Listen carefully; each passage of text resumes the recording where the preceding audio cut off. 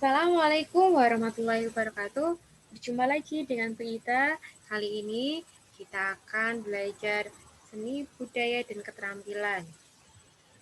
Nah, hari ini kita akan membahas mengenai seni grafis. Di semester yang pertama kemarin kita sudah belajar seni lukis ya. Dan di semester yang kedua ini kita akan belajar mengenai seni grafis. Nah, kira-kira apa itu ya seni grafis? Yuk, langsung saja kita belajar. Silakan disiapkan buku catatannya. Sebelum kita mulai pembelajaran kita hari ini, mari kita awali dengan baca ta'awudz dan basmalah bersama. A'udzubillahi minasyaitonirrajim. Bismillahirrahmanirrahim. Semoga Allah selalu melindungi kita, menjaga kita dalam kebaikan, supaya kita selalu diberikan kekuatan, kesehatan dalam menuntut ilmu. Amin. Nah, bagaimana kabar teman-teman semua di rumah? Semoga selalu sehat ya, dan tetap semangat untuk mengikuti pembelajaran daring. Langsung saja kita belajar mengenai seni grafis itu. Pernahkah kalian melihat lukisan atau gambar di sekeliling kalian maupun di internet? Nah, contohnya lukisannya seperti ini, gambarnya seperti ini. Nah, gambarnya cantik ya. Nah, ada efek timbulnya ini. Kemudian gambar yang seperti ini, ya, dicetak seperti ini. Atau ini, pernahkah kalian di penyablonan? Ya, menyablon kaos kalian atau barang kalian. Kemudian ini, pernahkah kalian menjumpai benda yang tergambar seperti ini? Nah, ini merupakan beberapa contoh dari hasil karya seni grafis. Nah, kira-kira apa itu ya seni grafis? Ya, kita ke pengertiannya. Seni grafis adalah cabang seni rupa yang proses pembuatan karyanya menggunakan teknik cetak. Nah, inti dari seni grafis itu adalah teknik cetak ya, mencetak. Prosesnya mampu menciptakan salinan karya yang sama dalam jumlah banyak. Nah, ini yang disebut dengan proses cetak. Nah, ini istilah seni grafis dikenal juga dengan seni mencetak. Nah, sudah tahu berarti ya seni grafis itu apa? Nah, karya seni grafis itu umumnya dibuat di atas kertas, tapi juga ada yang di selain kertas, misalnya lempengan logam ataupun lainnya. Nah, cetakan ini diciptakan dari permukaan sebuah bahan yang umum digunakan, misal plat logam, biasanya tembaga atau seng untuk engraving atau etsa. Kemudian ada yang juga pakai batu, ini untuk litografi. Kemudian papan kayu, ini untuk teknik woodcut atau teknik cukil kayu. Dan masih banyak bahan lagi yang digunakan dalam karya seni ini. Yuk kita ke jenisnya. Jenis karya seni grafis dan tekniknya yang digunakan. Nah, ini yang pertama yaitu cetak tinggi atau woodcut. Ini menggunakan teknik cukil atau bisa disebut teknik cetak relief. Nah, namanya relief tahu ya? Relief. Nah, nanti akan menimbulkan efek timbul yang sini, timbul. Cetak tinggi menggunakan lisa atau acuan atau alat cetak yang menghasilkan gambar dari bagian yang menonjol. Nah, intinya ini. Menghasilkan gambar dari bagian menonjol. Apabila alat cetak dioles dengan tinta, bagian yang menonjol itu akan menerima tinta. Jika klise atau alat cetak itu ditempelkan pada kertas, kemudian diangkat, maka tampaklah gambar pada kertas. Nah, ini namanya cetak tinggi. Atau kalian sering melihatnya ya, yaitu stempel. Nah, stempel ini merupakan salah satu alatnya yang digunakan untuk cetak tinggi. Nah, tahu ya berarti cetak tinggi itu apa? Nah, cetak tinggi di sini dengan memanfaatkan bentuk atau permukaan yang paling tinggi dapat kita lihat adanya gambar atau tulisan yang timbul yang nantinya akan menghasilkan suatu gambar atau tulisan pada benda yang diberi warna. Nah, seperti ini ya. Cara kerjanya seperti stempel. Nah, itu adalah cetak tinggi. Oke, Selanjutnya kita ke cetak dalam atau intaglio print. Nah, gambarnya seperti ini ya. Cetak dalam adalah seni cetak yang menggunakan klise dalam. Artinya, bagian dalam menyerap tinta dan akan membekas pada kertas. Nah, jenis-jenis cetak dalam antara lain ada engraving, DXA, mezzotin, dry point, dan masih banyak lain. Nah, ini adalah beberapa jenisnya ya dari cetak dalam. Nah, cetak dalam itu dibuat dengan bahan cetakan dari aluminium atau kuningan, seperti ini. Kuningan, misal. Yang permukaannya ditoreh hingga menghasilkan goresan yang dalam.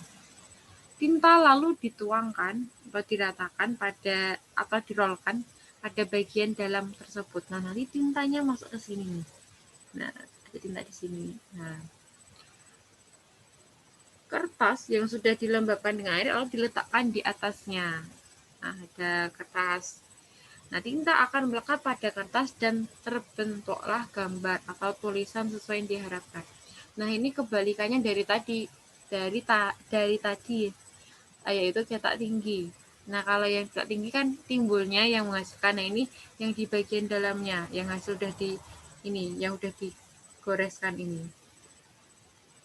Nah, alat yang dipakai untuk menoreh yaitu bisa pakai pahat grafis, paku, jarum atau burin atau logam runcing seperti ini. Runcing kan, nah ini untuk menorehnya sehingga menghasilkan gambar yang diinginkan. Nah, nanti ini dituangkan tinta, nanti bisa terbentuk gambar atau tulisan yang diinginkan. Itu untuk cetak dalam. Selanjutnya kita ke cetak datar atau planografi print. Cetak datar merupakan teknik cetak yang menggunakan klise datar. Nah, ini alatnya datar ya, dengan prinsip saling menolak dan menerima antara tinta dan air. Cetak datar itu memperbanyak hasil cetakan dengan media permukaan yang datar. Makanya namanya cetak datar ya. Ini kan datar ya. Teknik ini ditemukan pada abad ke-16 di Eropa. Klise cetak ini menggunakan batu cadas atau limestone, biasa disebut dengan litografi. Nah, cetakan yang menggunakan batu ya, ini namanya litografi. Selain itu, sekarang dapat juga menggunakan lempengan logam, misal seng, untuk memperingat proses kerja ya. Tidak menggunakan batu cadas lagi, tapi bisa menggunakan logam, seng, aluminium, dan lainnya. Planografi atau cetak datar, di mana matriks permukaannya tetap hanya mendapat perlakuan khusus pada bagian tertentu untuk menciptakan gambarnya. Nah, seperti ini tinggal dicetak, nah langsung di sini kita punya kertasnya. Teknik ini meliputi teknik litografi, monotype, dan teknik digital. Salah satunya cetak offset. Nah, ini yang bisa kalian temui saat di percetakan ya, cetak majalah. Nah, ini sudah menggunakan teknik digital. Terus masuk salah satu cetak datar ya. Nah, litografi ini tadi menggunakan batu yang udah di zaman dulu ya. Nah, monotype ini menggunakan lempengan, seng, logam, seperti itu. Ini untuk cetak datar.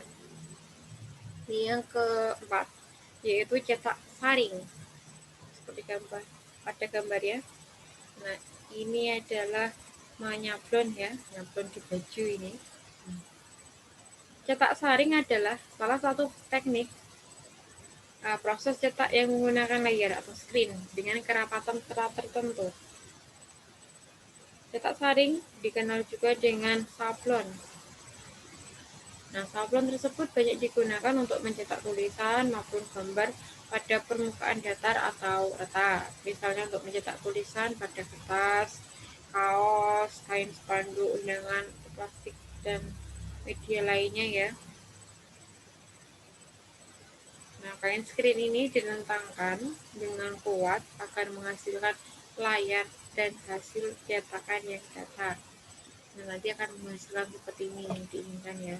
Nah, di press pakai ini, kasih warna di press nanti akan menghasilkan gambar atau tulisan yang diinginkan. Ini namanya menyangklon. Itu untuk cetak saring. Nah, itu adalah materi kita hari ini. Tadi kita sudah belajar pengertiannya sama jenisnya ya.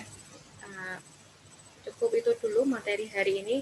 Silakan bisa ditulis, dipahami. Untuk tugas hari ini yaitu mencatat materi tadi lalu dikirimkan ke link ya yang sudah Bu Ita bagikan. Selamat mengerjakan. Nah, untuk pertemuan selanjutnya kita selingi ya dengan praktek. Nah, hari ini materi. Jadi 2 minggu depan lagi kita akan praktek. Nah, yang kemarin belum mengumpulkan tugas praktek, silakan segera dikumpulkan ya. Ini sudah hampir 1 bulan berarti ya. Yuk, 1 bulan masa belum jadi-jadi karyanya. Yuk, silakan dikerjakan. Bahannya bisa disesuaikan dengan apa yang kalian miliki, bahan yang kalian miliki, silakan. Itu tidak membatasi harus buat seperti yang Bu Ita sarankan yang kemarin, tidak. Tapi kemarin itu hanya sebagai contoh ya. Yang penting kalian membuat produk kerajinan berbasis media campur. Nah, karena 2 minggu depan kita akan praktek seni grafis ya. Nah, misal ini. Nah, ini kita pilihkan yang simple sekali. Nah, nanti kalian bisa berkreasi sedemikian indah lah. Nah, apa aja yang harus kita siapkan? Yang pertama, batang daun pisang. Nah, dari bentuk ini tahu ya. Pernah lihat daun pisang, ada batangnya kan? Nah, silakan diambil itu batang daun pisang. Nah, ini yang akan kita gunakan sebagai cetakan ya. Kita akan membuat cetak tinggi ya, seni grafis cetak tinggi menggunakan yang bagian timbulnya itu. Nanti kita bentuk. Nah, seperti ini. Silakan disiapkan batang daun pisang, kemudian buku gambar.